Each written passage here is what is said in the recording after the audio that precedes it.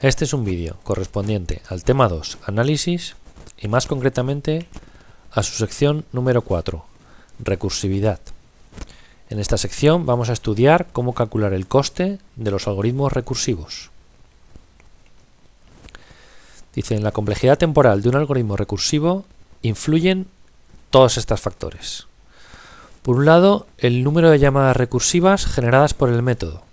No va a ser lo mismo tener un algoritmo recursivo lineal que múltiple. Un algoritmo recursivo como Fibonacci, por ejemplo, pues siempre va a ser más costoso computacionalmente que lo que sería, por ejemplo, la función factorial. Dice también la forma en la que disminuye el tamaño del problema de llamada en llamada. Por ejemplo, si el problema de la cabecera de un método recursivo representa un problema de tamaño n, normalmente la llamada o llamadas recursivas representan un problema más pequeño, como ya sabemos, siendo este problema más pequeño de la forma siguiente, o n menos un valor constante determinado, o n dividido por otro valor constante determinado. ¿De acuerdo? Lógicamente, este tipo de llamadas recursivas nos van a resultar mucho menos costosas en la práctica, porque si en lugar de restar vamos dividiendo lo que sería el tamaño de nuestro problema, mucho antes llegaremos a lo que sería un caso base de longitud 0 o longitud 1. ¿De acuerdo? Y por último, después de haber hablado del número de llamadas recursivas que se generan y de qué manera disminuye el tamaño del problema de llamada recursiva en llamada recursiva, lógicamente el resto del coste de nuestro algoritmo recursivo dependerá también del resto de operaciones que se realicen dentro del método a nivel iterativo, es decir, excluyendo todo lo relacionado con las llamadas recursivas.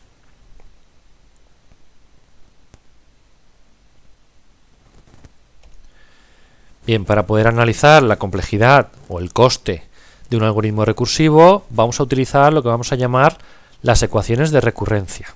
Las ecuaciones de recurrencia nos van a permitir indicar una función de coste recursiva, es decir, con una definición para el caso base y con otra definición diferente y que además es recursiva para el caso general.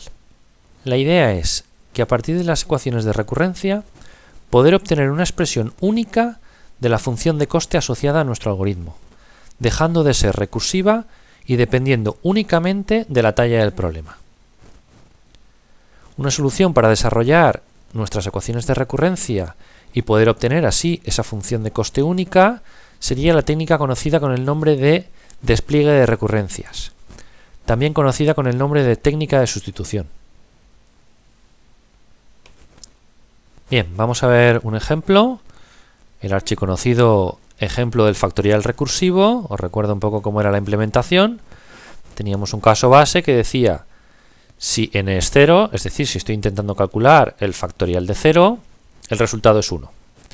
Y si no, el resultado de factorial de n será n multiplicado por el resultado que nos dé la llamada recursiva a factorial de n menos 1. ¿De acuerdo? Bien, empezaríamos con la talla del problema. La talla del problema siempre va a ser un factor que va a estar relacionado con los propios parámetros del problema. En este caso, el único parámetro del problema es el valor de n. Y además, si os fijáis, cuanto mayor sea el valor de n, más llamadas recursivas realizaremos hasta llegar al caso base y por lo tanto el propio valor de n es un indicativo, es una medida de la dificultad de nuestro problema. ¿De acuerdo? Por lo tanto, la talla del problema va a ser el valor de nuestro parámetro n. ¿De acuerdo? Bien, pasemos a ver un poco las ecuaciones de recurrencia especificando una función de coste distinta para caso base y otra para caso general. Bien, en el caso base, eso sucede cuando n vale 0, nuestra función de coste va a ser la siguiente. T de n vale 1, siendo n la talla de nuestro problema. ¿Por qué vale 1? Fijaros, en el caso base n vale 0, por lo tanto realizamos esta comparación de aquí, se hace verdad y a continuación lo que hacemos es hacer un retorno del valor de 1. Por lo tanto, una comparación y un retorno que se ejecutan en modo secuencia en una única unidad de tiempo. ¿De acuerdo? Y para el caso general, eso sucede cuando n es mayor que 0, nuestra función de coste recursiva va a ser la siguiente. Fijaros, el coste de resolver un problema de tamaño n, el de la cabecera, va a ser igual a 1, ¿vale? Lo que representaría todas aquellas instrucciones de tipo iterativo que se ejecutan en una llamada genérica a factorial de n, más el coste de resolver un problema de tamaño n-1, es decir, el coste de realizar la llamada recursiva a factorial de n-1. Siendo el coste iterativo, como bien dice aquí, 1, ¿vale? Este 1 de aquí sería nuestro coste iterativo. El correspondiente a una secuencia de 4 operaciones. Fijaros, si yo estoy realizando una traza de factorial de n cuando n es mayor que 0, lo que hacemos es una comparación aquí, se hace falso, a continuación haríamos una resta por aquí, también haríamos una multiplicación y finalmente el retorno. Bien, pues esas 4 operaciones, comparación, resta, multiplicación y retorno, se ejecutan en modo secuencia en una única unidad de tiempo.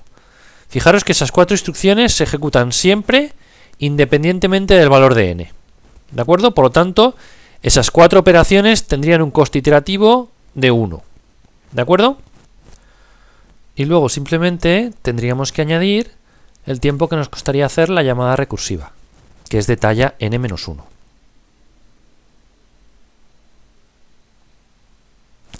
Así pues, las ecuaciones de recurrencia quedarían de la siguiente manera. T de n valdría 1 en el caso que n valiese 0, ¿vale? Lo que habíamos dicho antes. T de n vale 1 en el caso de que n valiese 0. Y en el caso en el que n fuese un valor mayor que 0, la expresión de T de n quedaría de la siguiente manera. 1 más T de n menos 1. Bien, como veis, la característica principal de las ecuaciones de recurrencia es que definen una función de coste diferente para el caso base y otra función de coste diferente para el caso general. Además, la correspondiente al caso general es una definición recursiva. Fijaros que esta t aparece repetida dentro de la parte derecha del igual, ¿vale? T de n es igual a 1 más t de n menos 1. Y por lo tanto, esto no es una definición apropiada de lo que sería una función de coste cuyo único parámetro debería ser el valor de n. ¿De acuerdo? Eso lo vamos a resolver con ayuda de la técnica de despliegue de recurrencias. Dice, básicamente consiste en sustituir las apariciones de t dentro de la ecuación de recurrencia hasta encontrar un patrón general de la expresión resultante basado en el número total de llamadas recursivas. Todo esto, que parece un jaleo, se va a entender mucho mejor con ayuda del ejemplo que estábamos viendo del cálculo del coste de nuestro método factorial recursivo, ¿vale? Os he puesto aquí las ecuaciones de recurrencia a las que habíamos llegado en la transparencia anterior para no tener que ir adelante y atrás, ¿vale? Fijaros que empezaríamos poniendo la expresión correspondiente al caso general, ¿vale? Empezaríamos poniendo t de n igual a 1 más t de n menos 1. T de n es igual a 1 más t de n menos 1. Bien, ahora se trataría de este término de aquí, que es el que nos molesta, t de n menos 1, sustituirlo utilizando esta misma expresión, ¿vale? Si t de n es 1 más t de n menos 1, si yo el término t de n menos 1 lo pongo aquí, ¿vale? Donde pone n es como si pusiera n menos 1, ¿vale? Por lo tanto, si aquí pongo t de n menos 1, aquí pondré 1 más t, y donde pone n, como n lo he sustituido por n menos 1, aquí aparece un n menos 1 menos 1 otra vez. ¿De acuerdo? Por lo tanto, va a quedar 1 más t, n menos 1 menos 1, n menos 2. Es decir, el término t de n menos 1 se sustituye por 1 más t de n menos 2. ¿De acuerdo? Por lo tanto, este término de aquí se sustituye por 1 más t de n menos 2. Y tengo el 1 que tenía al principio, ¿vale? Por lo tanto, 1 más, y ahora entre paréntesis, la sustitución de t de n-1, que era 1 más t de n-2, habíamos dicho. Bien, una vez hemos ya sustituido, podemos, por ejemplo, este 1 y este 1 sumarlos. 1 más 1, 2, y el otro término lo dejamos aparte. 2 más t de n-2. Bien, se trataría ahora de hacer lo mismo otra vez. Lo repetimos y así nos entra mejor. T de n-2 habría que sustituirlo por esta expresión de aquí. Nuevamente. De manera que este término se equipararía a este de aquí, haciendo corresponder la n con n-2. Por lo tanto, lo que habría que hacer es toda esta expresión de aquí, donde aparece una n, hay que sustituirlo por n-2. Por lo tanto, t de n-2 quedaría como 1 más t de n-2 menos 1 n-3. T de n-2 sería 1 más t de n-3. Por lo tanto, este término de aquí lo sustituimos por este otro, 1 más t de n-3, sin olvidarnos del 2 que llevábamos arrastrando. Por lo tanto, 2 más toda esta expresión de aquí, el 2 y el 1 se pueden sumar, ya tendríamos 3. 3 más t de n-3. ¿De acuerdo? Esto lo podéis ir haciendo todas las veces que necesitéis hasta que ya descubráis el patrón. Aquí el patrón es bastante evidente. Fijaros que hemos empezado con 1 más t de n-1, por el camino hemos tenido 2 más t de n-2, ahora tenemos 3 más t de n-3, el siguiente será 4 más t de n-4, el siguiente será 5 más t de n-5, lo cual podemos generalizar como i más t de n-i. ¿De acuerdo? La idea es que finalmente encontréis este patrón en el conjunto de expresiones que os han ido saliendo a lo largo del desarrollo. ¿De acuerdo? Una vez tenemos este patrón, todavía no hemos resuelto el problema. La idea es eliminar las t's y, por supuesto, ahora eliminar la i que acabamos de introducir de una manera artificial. La idea es que después de haber llegado al patrón, esta llamada de aquí, t de n-i, se corresponde con la llamada del caso base. Es decir, t de n-i representa resolver un problema correspondiente al caso base. Y el caso base habíamos dicho que era un problema donde la talla tenía un valor de 0. Es decir, lo que hay aquí entre paréntesis, el n-i, tendría que tener un valor de 0. Por lo tanto, si n-i vale 0, yo de ahí puedo despejar la i y decir que la i vale n. ¿Vale? Esta i la paso a este lado y me da que i vale n. ¿De acuerdo? Por lo tanto, la i ya vale n. Ya tengo ahí un valor de n.